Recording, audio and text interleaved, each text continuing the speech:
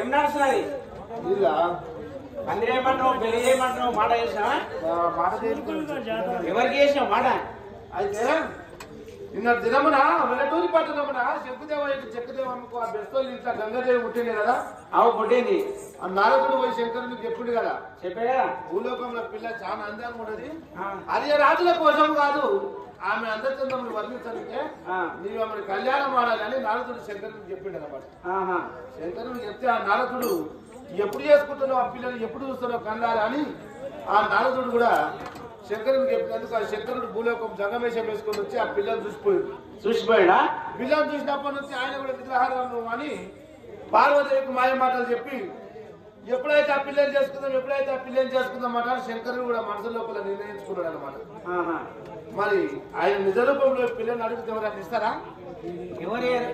ఆయనేమో శంకరుడు ఇదేమో భూలోక వాసులు దేవత ఆయన దేవుడు పిల్లలు ఇవ్వాలంటే సంజాయిస్తారు. మరి దేవతలందరూ ఆజ్ఞాపించింది అనమాట. అంటే మానవ రూపం జంగమేషం వేసుకొని వచ్చి పిల్లలు చూసిండు. మరి పిల్లలు చూసి దేవతలకు అందరికి చెప్పిండు.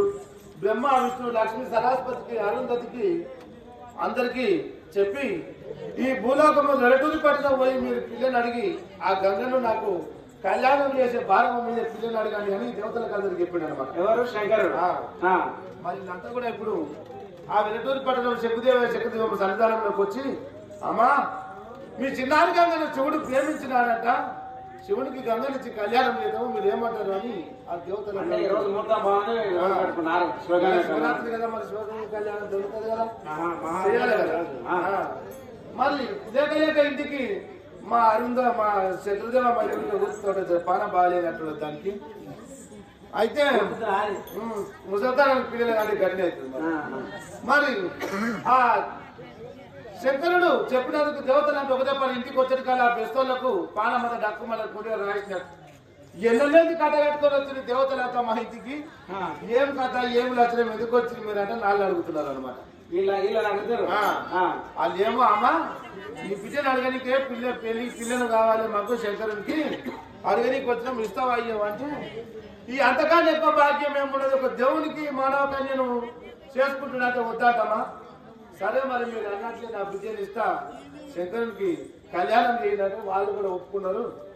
మరి శివునికి ఏం కట్నం ఓ పల్సర్ బండి ఓ అద్దులం బంగారము ఒక 25 రూపాయలు కట్నం. కళ్యాణ లక్ష్మి వస్తుంది ఇక కళ్యాణ లక్ష్మి కాబట్టి 25 రూపాయలు చూడు మా ముఖంలో ఎప్పుడు కట్నం ఇస్తారా? కట్నం ఇచ్చే ముఖమేనా అది? ఈ కట్నం 25-30 రూపాయలు కట్నం కళ్యాణ లక్ష్మి వస్తుంది కదా అందుకోసమే ఇక కట్నం ఏం లేదు. ఈ చేత మాట్లాడి అక్కడిక్కడ పెద్దల సమక్షంలో